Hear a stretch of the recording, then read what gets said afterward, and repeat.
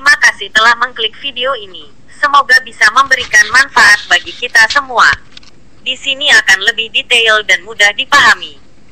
Video ini membahas tentang belajar MS Word untuk semua materi penting, yaitu pengaturan page setup, bullet numbering, membuat tabel komplit, penomoran halaman, menyisipkan gambar dan lambang matematika atau equation, membuat grafik, membuat kolom, mencetak atau print, ekspor file ke PDF.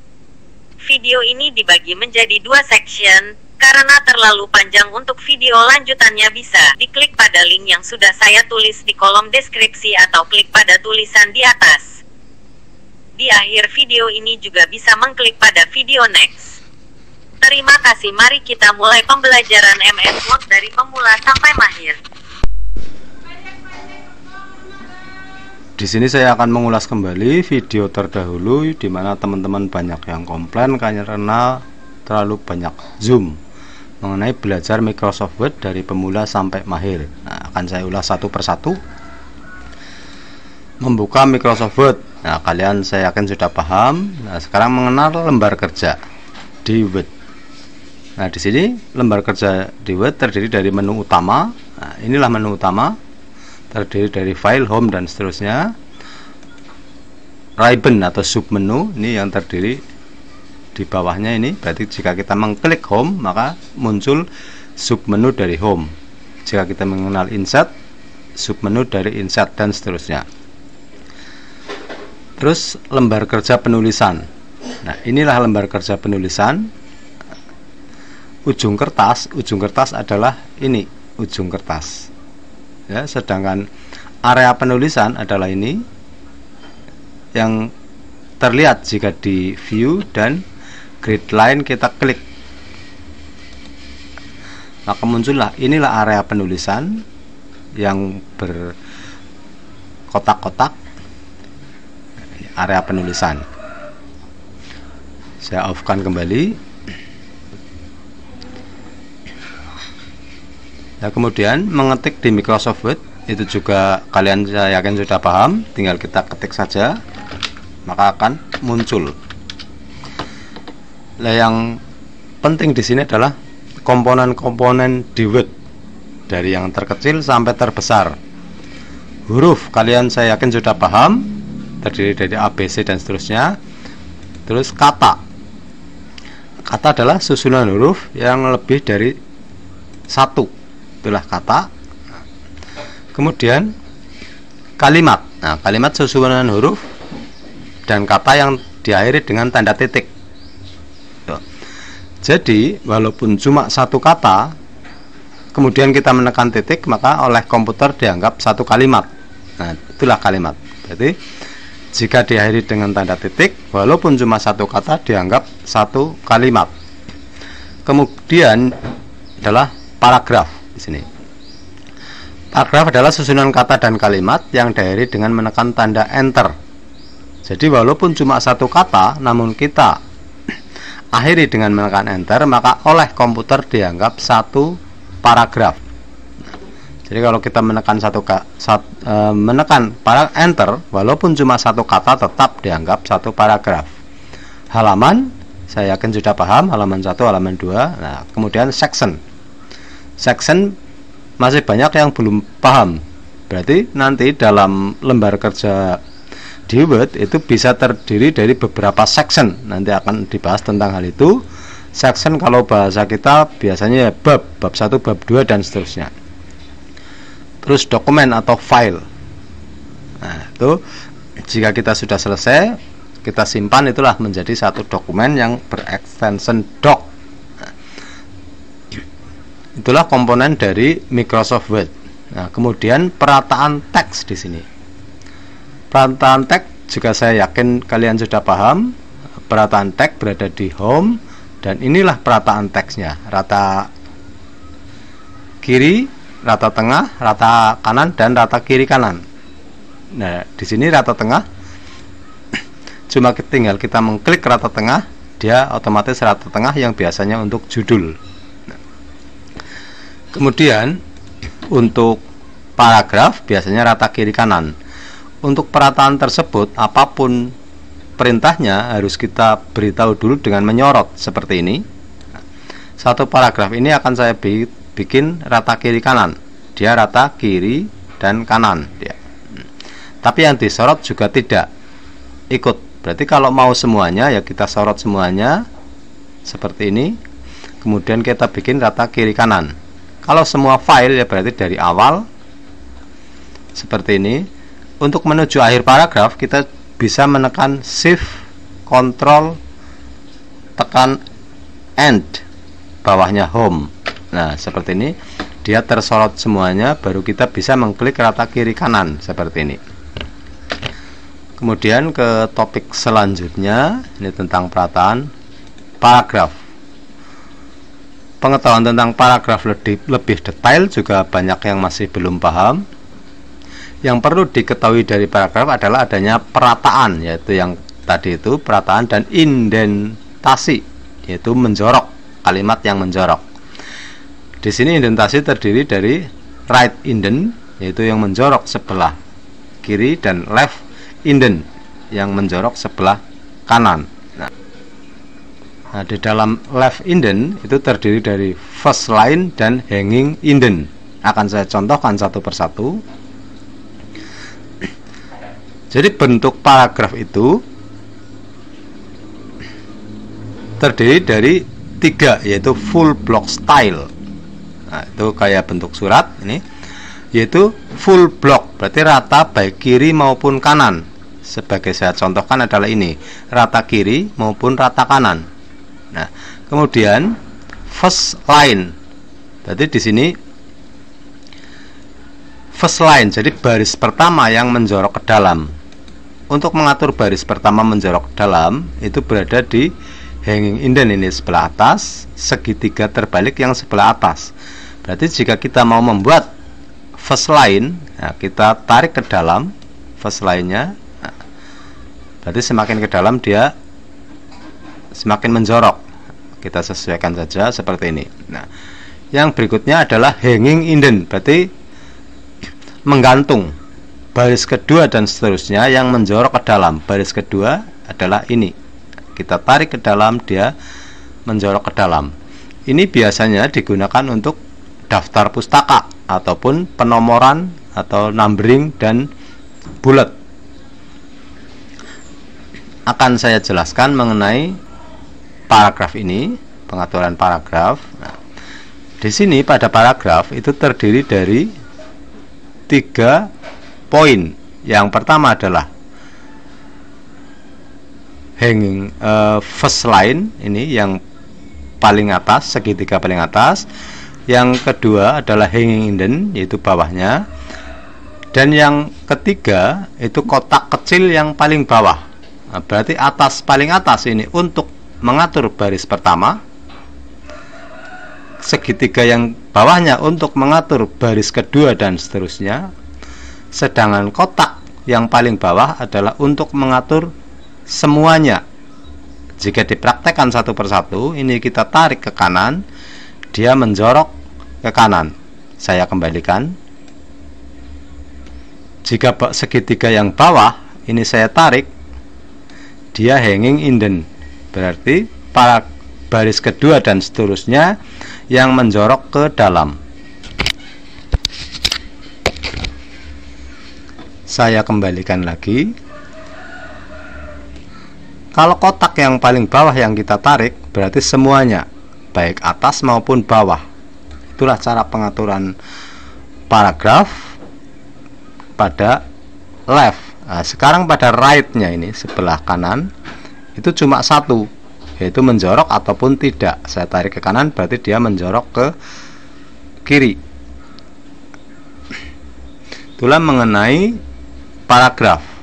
Nah, berarti pengetahuan paragraf juga sangat penting di sini. Nah, melangkah ke selanjutnya yaitu font.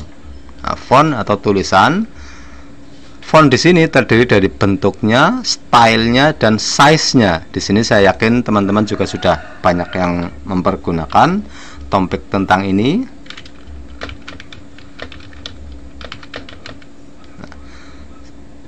Di sini pengaturan tentang font, bentuk, yaitu bentuk fontnya. Nah, di sini pengaturan font berada di atas. Kita bisa memilih bentuk fontnya. Nah, misalnya ini, itu bentuk font. Style, ini stylenya, mau bold, mau italic, kita tinggal mengklik. Kita klik bold jadi tebal, italic jadi miring, underline jadi bergaris bawah, serta yang lainnya ini bergaris tengah. Nah, itu style. Sekarang size itu ukuran, itu berada di sebelah kanannya. Nah, kita perbesar jadi 48. Di samping dengan mengklik segitiganya, kita juga bisa menuliskan langsung. Misalnya saya tuliskan 18, 16 seperti itu. Nah, itu tentang font. Sekarang tentang page setup dan margin. Kalau tadi mengenai paragraf, sekarang tentang margin. Kadang kita sulit membedakan antara margin dengan paragraf. Margin itu terdiri dari margin kiri, margin kanan, margin atas, dan margin bawah. Akan saya tunjukkan satu persatu di sini. Margin kiri, inilah margin kiri, berarti yang bergaris bawah, bergaris ini, di sini abu-abu, sini putih, inilah batas marginnya. Ini juga bisa ditarik langsung, margin mau saya lebih ke kanan, menjorok dan seterusnya, itu margin kiri. Nah, sedangkan margin kanan juga sama berada di sini, ini juga bisa ditarik ke kiri maupun ke kanan, itu margin kanan. Nah, sekarang margin atas, ini loh margin atas, juga bisa ditarik secara langsung. Margin bawah tentunya berada di bawah. Ini loh margin bawah. Nah, di sini margin bawah. Di samping dengan secara langsung seperti tadi, yang lebih lazim itu pengaturan margin itu langsung berada di pengaturan kertas atau page setup. Nah, di sini untuk mengatur page setup, kita tekan layout, kemudian kita pilih page setup. Nah, page setup di sini di layout juga bisa mengatur langsung di marginnya ini, orientasi dan size. Margin sudah jelas, kita mengatur margin kiri, kanan, dan seterusnya. Orientasi itu mengatur posisi kertas, mau berdiri ataupun tidur, atau landscape ataupun portrait. Nah, di sini jika klik, maka ada dua pilihan, portrait yaitu berdiri dan landscape yaitu horizontal. Nah, margin di sini juga ada margin top, left dan bottom yang kita bisa atur juga secara custom. Ini berarti sesuka kita itu custom. Nah, terus size, ukuran kertas. Ini. Di samping itu yang lebih mudah dan tampak seluruhnya yaitu kita dengan menekan page setup ini. Page setup, kita tekan page setup. Nah, pada menu di kirinya kita klik saja, maka muncul page setup. Nah, margin yang muncul pertama kita tentukan. Berarti misalnya untuk skripsi biasanya marginnya adalah 4. Untuk berpindah dari satu kotak ke kotak yang lainnya dengan mudah, kita bisa menekan tabulasi, tab. Nah, kita tab, bottomnya misalnya 3, left 4, right 3, untuk margin. Sedangkan orientasi, yaitu bentuk posisi kertas, itu bisa kita pilih portrait ataupun landscape. Nah, halaman normal. Nah, nanti akan dibahas kemudian ini. Kemudian paper atau kertas. Nah, ini. Di sini custom size. Ya, kita bisa memilih custom size dengan menuliskan langsung. Pada umumnya, saya klik ini. Pada umumnya pengaturan standar atau defaultnya adalah A4 ini. A4. Nah, namun jika di sini tidak ada kertas ukuran folio, adanya legal ini ya, ukuran folio tidak ada, kita pilih custom size dengan mengatur width-nya 21,59 atau 21,5 dan HIG atau tingginya 33. Berarti jangan memakai legal, karena legal itu tingginya 35, sedangkan kertas yang beredar yang kita pakai itu 33. Berarti kalau legal itu kepanjangan 2 cm atau malah justru 2,5 cm. Berarti kalau memakai folio kita tulis langsung saja di sini 33. Kalau di komputer teman-teman masih berupa inci, satuan belakangnya kita tulis saja 33, langsung saja tulis cm seperti ini. Itulah tentang margin. Kalau sudah berarti tekan OK. Berarti otomatis marginnya sudah disesuaikan dengan margin terakhir yang kita buat. Nah, kemudian kita melangkah selanjutnya, yaitu tentang pengaturan tabulasi. Tabulasi itu terletak pada ruler. Ini rulernya. Tabulasi itu bisa kita artikan sebagai loncatan. Berarti jika kita menekan tab, dia meloncat. Untuk membuat tabulasi, di sini kita tinggal mengklik pada garis abu-abu di bawah ruler. Nih ya, jadi jangan menekan rulernya. Kalau ruler kita double klik, yang muncul adalah pick setup. Berarti kita tepat berada di bawah ruler. Kita klik, dia muncul tabulasi. Kita klik lagi, kita muncul tabulasi. Untuk menghapusnya, pada tabulasi itu kita tarik ke bawah seperti ini. Nah, pembuatan tabulasi itu sangat penting jika kita membuat hal-hal seperti ini, misalnya nama, tempat tanggal lahir, agar titik duanya rata. Nah, walaupun nantinya pembuatan seperti ini lebih praktis dengan mempergunakan tabel, nanti akan dibahas kemudian. Inilah tabulasi. Jika tidak sesuai, bisa kita sesuaikan dengan menariknya seperti ini, tarik ke kanan ataupun ke kiri. Tabulasi bisa lebih dari satu. Misalnya ini di sini kita pasang tabulasi kembali. Nah, itu tabulasi. Penulisan tabulasi ini juga bisa kita pergunakan untuk pembuatan daftar isi. Untuk pembuatan daftar isi yang manual, sebaiknya kita mempergunakan tabulasi.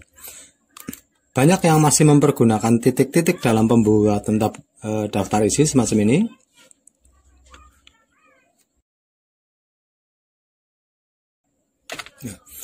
Nantinya pelurusan angka halamannya jadi kesulitan. Nah, di sini kita mempergunakan tabulasi. Saya contohkan di sini. Untuk kata pengantar ini, kita tuliskan kata pengantar. Pada saat setelah selesai, kita menekan tabulasi ini. Nah, berarti nanti angkanya, angka halamannya itu lurus. Nah, cara membuat daftar isi dengan tabulasi, kita masuk dulu ke menu tabulasi. Kita tekan double klik pada garis abu-abu di bawah ruler untuk memunculkan menu tabulasi. Kita double klik. Nah, di sini muncul menu dari tabulasi. Nah, perlu diketahui di tabulasi juga ada alignment-nya. Di sini left, berarti dia rata kiri tabulasinya. Berarti seperti ini. Nah, berarti seandainya kita menuliskan dengan perataan left, saya oke dulu.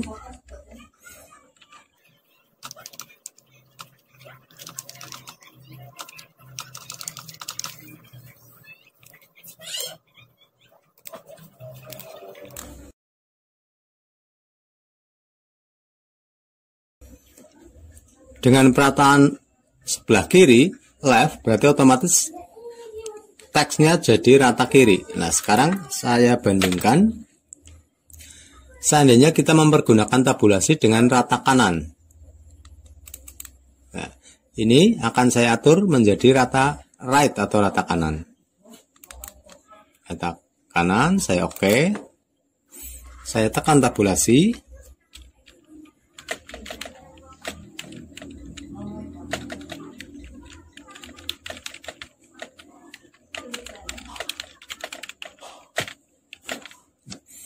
Ini tabulasi dengan rata kanan.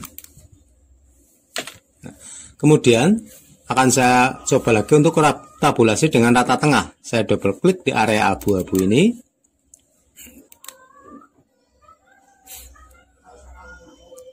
Di sini akan saya coba memakai center. Ya, center ini saya oke.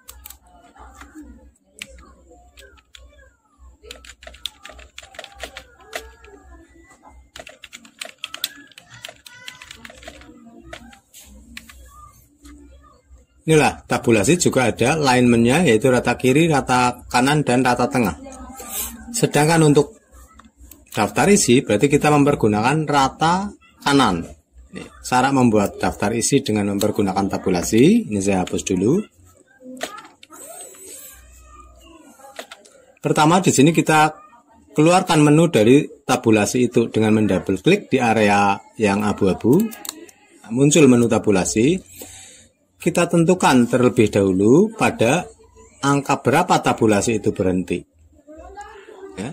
Tidak perlu langsung tepat, soalnya nanti bisa digeser. Misalnya saya taruh di angka 14,5. 14,5, otomatis ratanya adalah rata right, rata kanan. Nah, kemudian loncatan dari akhir teks ke angkanya itu kita gunakan titik-titik. Defaultnya atau standarnya tidak ada, yaitu non. Jika kita mempergunakan titik-titik kita pakai 2. Jika kita mempergunakan strip kita pakai 3. Jika mempergunakan garis bawah kita pakai 4. Nah, pakai titik-titik berarti kita klik 2 ini. Yang perlu diingat, ini sudah harus aktif yang 14,5. Berarti jika kita menulis halaman berikutnya,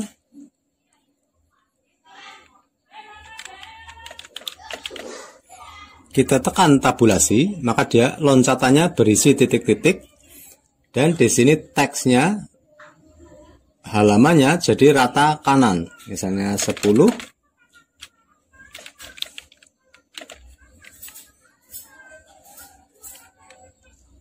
Berarti rata kanan, ini selalu rata kanan. Itulah cara pembuatan tabulasi dengan mempergunakan, cara membuat daftar isi dengan mempergunakan tabulasi. Ke materi berikutnya yaitu copy paste, cut, dan copy block di sini. Termasuk format painter. Untuk mengcopy mungkin juga sudah pada tahu, tinggal mana yang mau di-copy. Yang perlu diingat kalau mengcopy baris itu dari tepi saja, kursornya seperti ini. Kita tekan Ctrl C untuk mengcopy. Kita taruh di mana, misalnya di sini. Kita tekan Ctrl V untuk mempaste. Nah, mungkin semua sudah pada tahu. Nah, sekarang untuk membedakan copy dengan cut. Kalau copy berarti menduplikat, aslinya masih ada. Kalau mengcut, nah, cut ini, kita juga bisa mempergunakan Ctrl X. Berarti memindahkan, berarti aslinya jadi tidak ada. Misalnya ini saya tekan Ctrl X atau cut ini, terus kita tekan paste di sini dengan menekan Ctrl V. Berarti yang tadinya di atas pindah ke bawah. Nah, sekarang yang masih jarang diketahui yaitu copy block. Copy block itu copy tidak satu baris full. Nah, contohnya di sini kita cuma akan mengcopy nama sampai jenis kelaminnya, sedangkan namanya beda.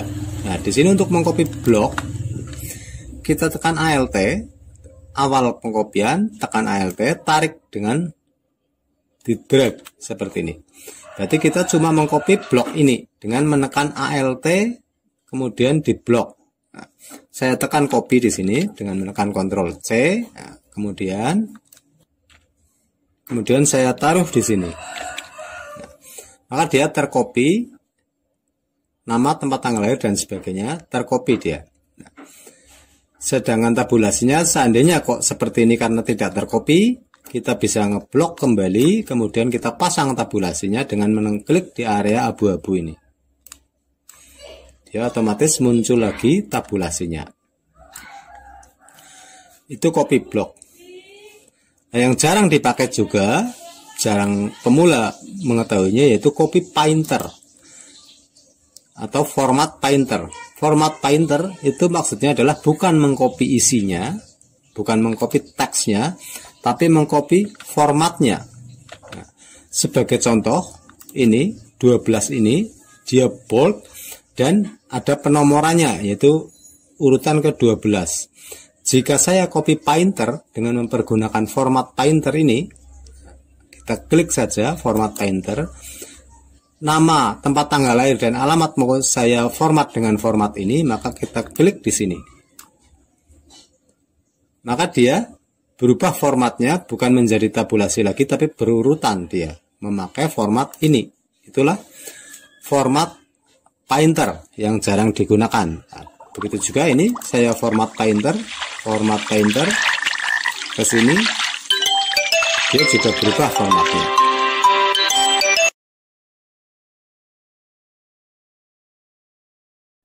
Berikutnya adalah bullet dan numbering. Nah, bullet adalah penandaan, sedangkan numbering adalah penomoran. Untuk bullet dan numbering kita buka saja lembar kerja baru. Di sini yang perlu diketahui dari bullet numbering yaitu cara membuat bullet, macam-macam bullet, dan menggeser bullet. Nah, akan kita coba satu persatu. Untuk membuat bullet, kita tinggal menekan simbolnya, kemudian spasi.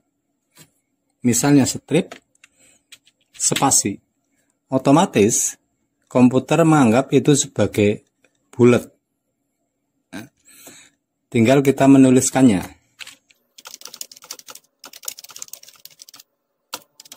Ini, seandainya kita menekan enter, maka dia akan ke bullet berikutnya.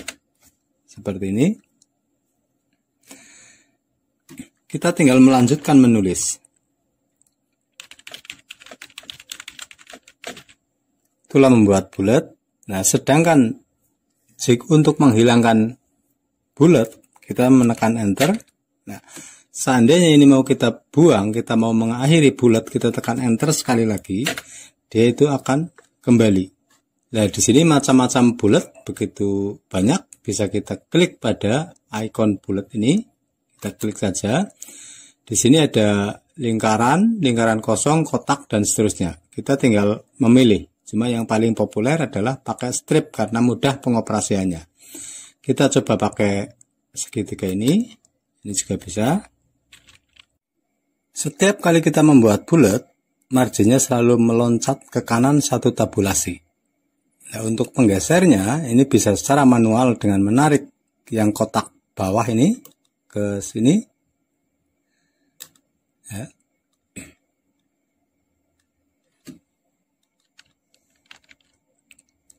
Atau kita juga bisa mempergunakan shortcut.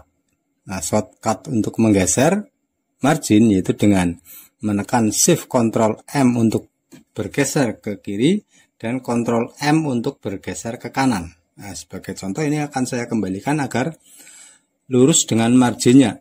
Maka saya tekan Ctrl M. Untuk menggeser ke kiri kita menekan Shift Ctrl M. Nah, seperti ini sekarang menjadi lurus dengan marginnya. Sedangkan untuk menggeser ke kanan, kita tekan Ctrl M. Nah, ini. Jadi kalau Ctrl M untuk menggeser ke kanan satu tab atau meluruskan margin atasnya, sedangkan Shift Ctrl M itu untuk menggeser ke kiri. Itu juga berlaku pada margin-margin yang lain termasuk untuk numbering. Nah, selanjutnya setelah numbering yaitu setelah bullet yaitu numbering. Numbering atau penomoran itu bisa diawali dengan abjad maupun angka. Nah, saya contohkan angka. Untuk membuat penomoran kita tinggal menekan angkanya, kemudian kita tekan titik spasi. Dia otomatis membuat jadi penomoran ini. Dia membuat jadi penomoran. Kita tinggal menuliskannya.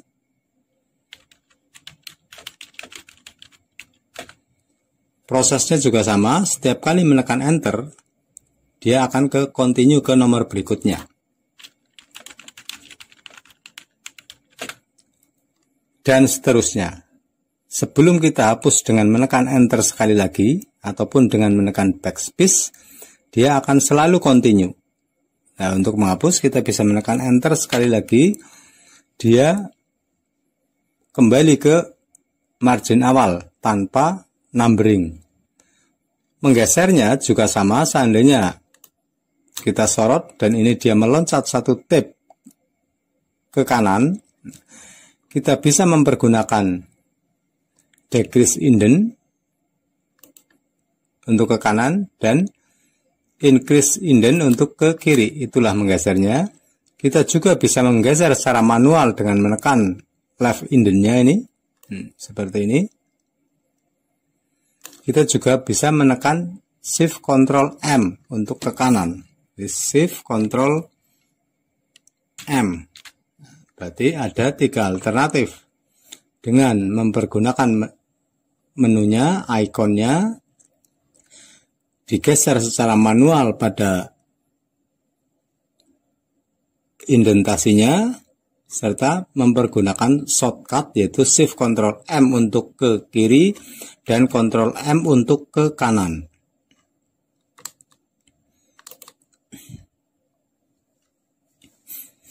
Nah, sekarang macam-macam numbering. Seperti halnya bullet, numbering juga ada macam-macam bentuknya. Kita bisa melihat pada ikon numbering dengan mengklik sebelah kanan. Inilah macam-macam numbering. Bisa berupa alfabetik, bisa berupa angka Romawi maupun angka Arab. Nah, angka Romawi juga banyak. Ini I ataupun I kecil. Nah, alfabetik juga bisa A kurung buka, A kecil, dan seterusnya. Itulah macam-macam dari numbering. Cara membuatnya juga sama. Misalnya alfabetik, kita tekan huruf A, tekan titik, spasi, dia menjadi numbering.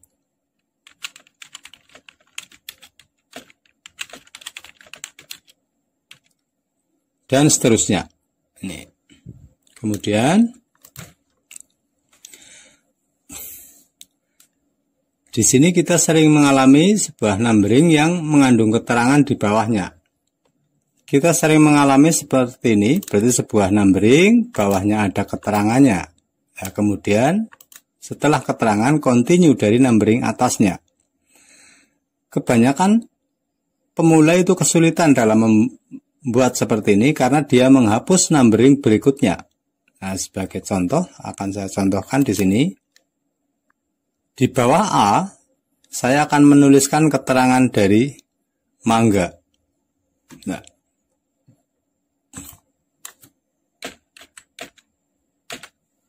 seperti ini. Di bawah A, saya akan menuliskan keterangan dari mangga. Kebanyakan pemula itu menghapus B-nya. Seperti ini, dihapus. Kemudian kita menuliskan. Nah, seperti ini. A ada keterangannya. Pada saat membuat B, kadang banyak yang kesulitan. Trik untuk mengatasi hal ini adalah, saya hapus terlebih dahulu di sini. Pada saat kita membuat numbering dan kita menekan enter, muncul number berikutnya, ini jangan dihapus. Namun kita naik ke baris akhir dari A ini, kemudian kita menekan enter. Maka otomatis bawahnya muncul C dan kursor berada di B ini, dan B-nya inilah yang dihapus seperti ini. Posisi kursor masih tetap berada di bawahnya M. Nah, kemudian baru kita menulis.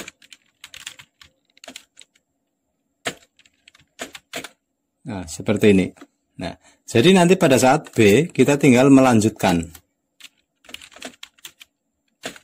Ini jangan dihapus, tapi kita naik, kemudian ke akhir baris tersebut, baru kita enter, bawahnya yang dihapus. dan seterusnya seperti itu jika sebuah numbering itu mempunyai keterangan di bawahnya.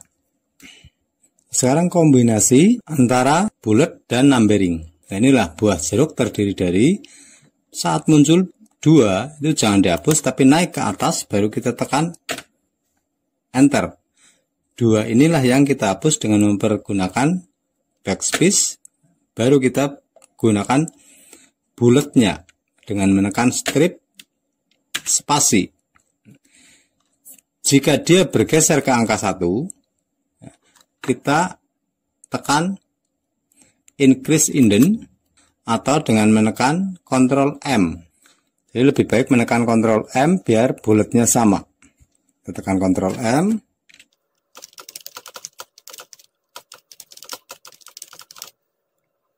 Di sini perlu diketahui hierarki daripada numbering. Susunan numbering yang benar adalah diawali dengan huruf Romawi seperti ini, spasi, ataupun pakai abjad spasi seperti ini. Kemudian saat muncul B, kita naik ke atas, kita tekan enter. Setelah A, kita baru angka. Kita tekan enter. Di belakang angka kita hapus 2-nya. A kecil. Kita ke awal lagi. Setelah A kecil, 1 kurung buka.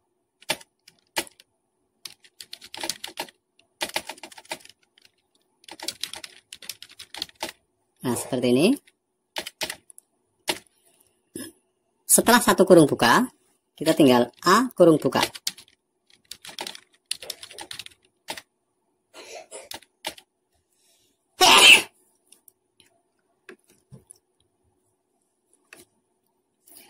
Setelah A kurung buka, kita bisa mempergunakan Romawi titik. Nah, Romawi titik ataupun Romawi kurung tutup.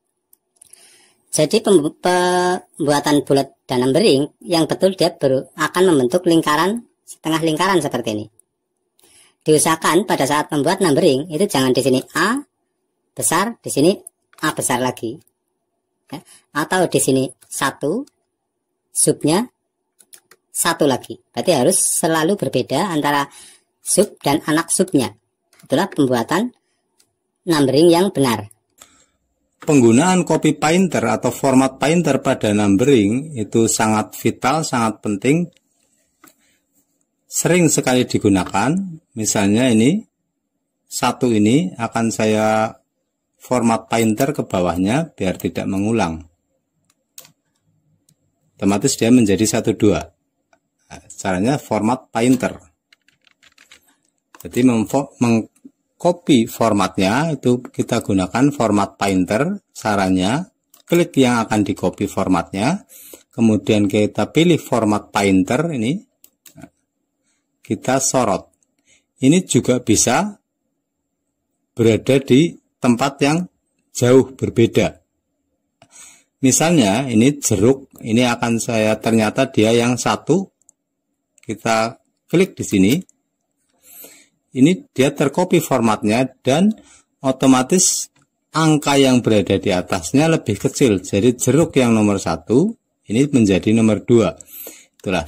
Berarti sering-seringlah mempraktekkan format painter karena format painter itu mutlak dalam pembuatan pengkopian format, termasuk di dalamnya bullet dan numbering. Selanjutnya kita masuk ke materi yang sangat penting dan banyak yang terjebak karena ini, yaitu pengaturan jarak baris dan jarak antar paragraf. Di sini kita harus bisa membedakan antara jarak baris dan jarak antar paragraf.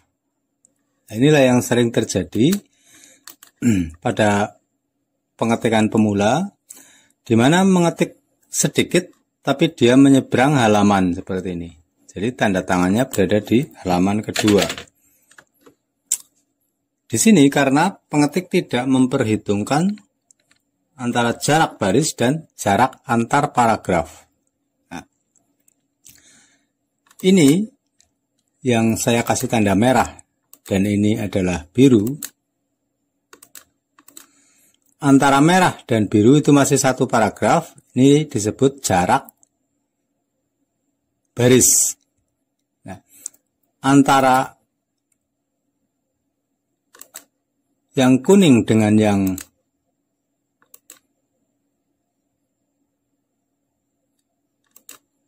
hijau ini, nah, di sini sudah menekan enter, maka di sini ada jarak antar paragraf ini, makanya dia lebih renggang.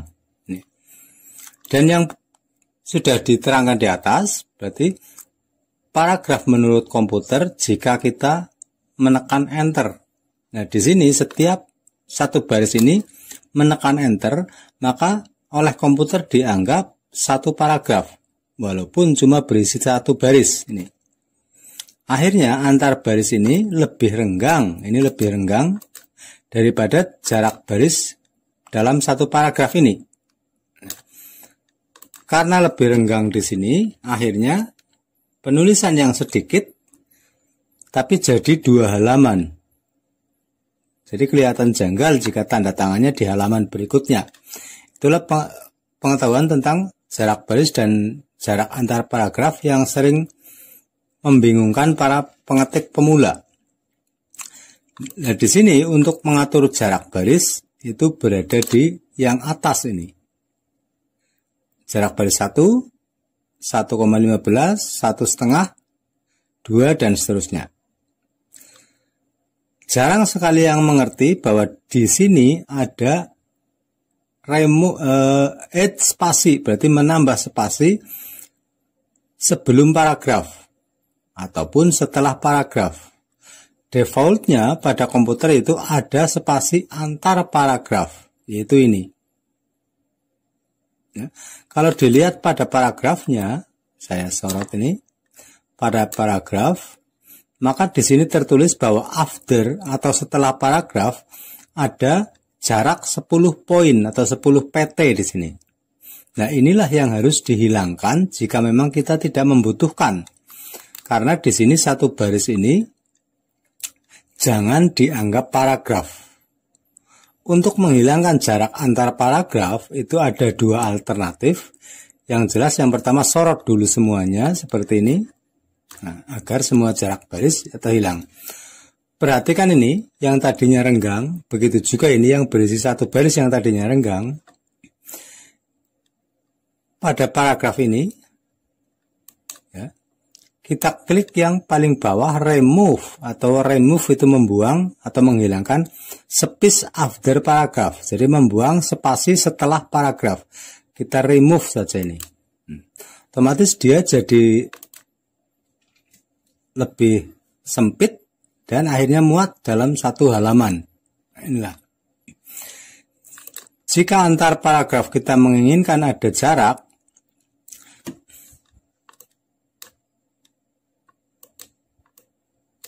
saya mempergunakan copy painter ini biar tidak menghapus warnanya. Itulah fungsi copy painter. Jika menginginkan ada jarak antar paragraf, kita lebih baik menekan enter saja. Nah, seperti ini. Ini lebih mudah dikendalikan. Misalnya setelah nomor telepon ada jarak lagi, kita tekan enter. Tapi jarak antar baris masih tetap sama dan dia masih tetap muat dalam satu halaman. Ini. Itulah pengetahuan mengenai jarak baris dan jarak antar paragraf. Itu berarti kalau kita menulis surat, sebaiknya jarak antar paragraf itu dihilangkan saja dengan menekan icon paragraf dan yang paling bawah remove-nya diklik, otomatis dia menjadi tidak ada. Ini cuma semacam on off saja, berarti kalau klik sekali jadi on, klik lagi jadi off. Jadi remove add gitu. Nah, atau di sini setelah disorot semuanya pada paragraf ini, paragraf kita klik segitiganya, pada after maupun before kita nolkan jadi 0 seperti ini. Berarti nanti jaraknya semuanya sama 1,15 ataupun jarak yang lain. Itulah jarak baris dan jarak antar paragraf. Ini juga sangat penting untuk penulisan surat. materi-materi pembelajaran Word dari pemula sampai mahir masih begitu banyak, sementara videonya sudah terlalu panjang. Nah, di sini nanti materinya masih ada cara menyisipkan tabel beserta pengoperasiannya yang terdiri dari banyak materi ini. Begitu juga pengaturan page setup lanjutan untuk mengatur satu halaman jadi dua, serta nanti bagaimana cara menyisipkan gambar, menyisipkan simbol, menyisipkan lambang-lambang matematika yang sulit. Juga di sini nanti ada materi tentang grafik, serta membuat kolom, tentang pencetakan. Di sini macam-macam pencetakan, juga tentang macam-macam penyimpanan file. Juga bagaimana kalau kita mengekspor file menjadi file PDF, serta mengcopy dari file Excel. Nah, untuk video berikutnya silakan Anda klik pada next di video berikut untuk materi selanjutnya. Terima kasih telah menyaksikan, semoga bermanfaat. Wassalamualaikum warahmatullahi wabarakatuh. Silakan tekan next untuk mempelajari video berikutnya.